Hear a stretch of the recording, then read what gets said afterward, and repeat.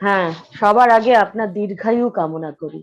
Thank you madam. আপনি বাঁচলে সবাই বাঁচবে, এটা হচ্ছে প্রথম অনুভূতি। আজকে মহাবিশ্বের জাগতিক শব্দের মধ্যে প্রবেশ করেছিলাম। ইয়েস। একটা সেই এক্সপ্লানেশনটা কি করে দেব আমি নিজের ভাষাতে নিজেও বলতে পারবো না। আমি তো শুয়েছিলাম, কিন্তু কিছুক্ষণ পরে আমার মনে হচ্ছে আমি আমি কোনো বিছানায় শুয়ে নেই। আমি পরম ব্রহ্মে মিশে গেছি। ইয়েস। সেই আলো দেখতে পেয়েছি। আহ কি বলবো, সেই জ্যোতিকণা, সেই আলোর বিচ্ছুরণ সব আজকে আমি দেখতে পেয়েছি। আমি স্পিরিচুয়াল ওয়ার্ল্ডের সাথে একটু যুক্ত আছি, ওকে। তথাপি ওকে। আজকের আমার অনুভূতি এক্সেলেন্ট। মানে এই যে এলএসডি ডিএনবি ফর্মুলার মেনে আজকে আধ্যাত্মিক জগতের আমার স্পিরিচুয়াল আমার মাকে দর্শন করার সাথে সাথে আমি তো তাকেই দেখতে চাই, আমি তাকেই নিয়েই থাকি সারাদিন। এবং ইয়েস। সত্যি কথা বলতে কি, আপনাকে না একটা একটু পার্সোনালি কথা বলছি, বেশি কথা বলবো না, অনেকে আছে। Yes madam. পার্সোনালি একটা কথাই বলতে চাই, এটা না মানুষকে না উন্মাদ রোগ হতে মানে উন্মাদনার থেকেও নিয়ে আসতে পারে এই ইয়েস। টেকনিক। এবং আমি হাই বিপির পেশেন্ট, কিন্তু আমার ওকে। বিপি নামতে চায় না সহজে। ওকে। এবং আমার মনে হয় আমি খুব তাড়াতাড়ি রিকভার করে যাব ইয়েস। যদি আমি আপনার হেল্প পাই, এবং প্রতি ইয়েস। মাসে আপনাকে চাই। এটা আপনি একটু ডেফিনেটলি কিছু ম্যাডাম। ব্যবস্থা করুন স্যার। ডেফিনেটলি। কারণ আমরা কিন্তু প্রতি মাসে চাই। আজকে যে কি ফিলিংস হয়েছে সেটা আমি কাউকে বোঝাতে পারবো না। ধ্যান ধারণা সবের মধ্যেই থাকি সারাদিনের একটা হুম। সময়, জপ তপ সবই করি, কিন্তু হুম।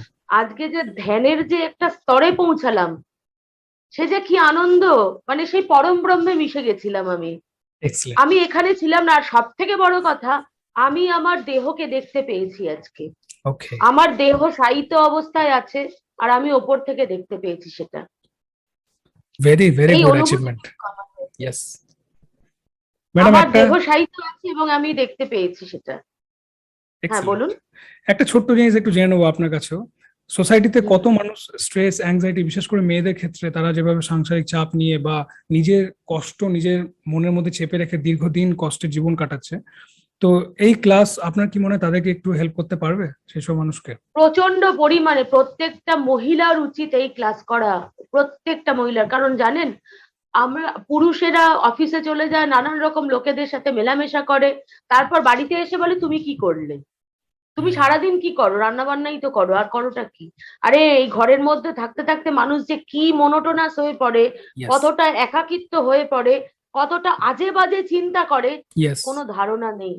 প্রত্যেকটা মহিলার উচিত কাউন্সেলিং করা, এবং কাউন্সেলিং করা কোনো অপরাধ নয়। এবং আমি মনে করি এটা কাউন্সেলিং এর থেকেও বেশি কাজ দেবে। কাউন্সেলিং করা মানে কি, আমাকে চারটে কথা বলবে, আর আপনি পুরো টেকনিক দিয়ে দিয়ে কাউন্সেলিং করছেন। আমি তো নিজে কতটা ডিপ্রেসড 2 মাস ধরে ছিলাম, আমি মানে আপনাকে ব্যাখ্যা করতে পারবো না। আর আজকে আমার 3 দিনে কতটা মিরাকল ঘটনা ঘটে গেছে, সেটা আমিও ব্যাখ্যা করতে পারবো না।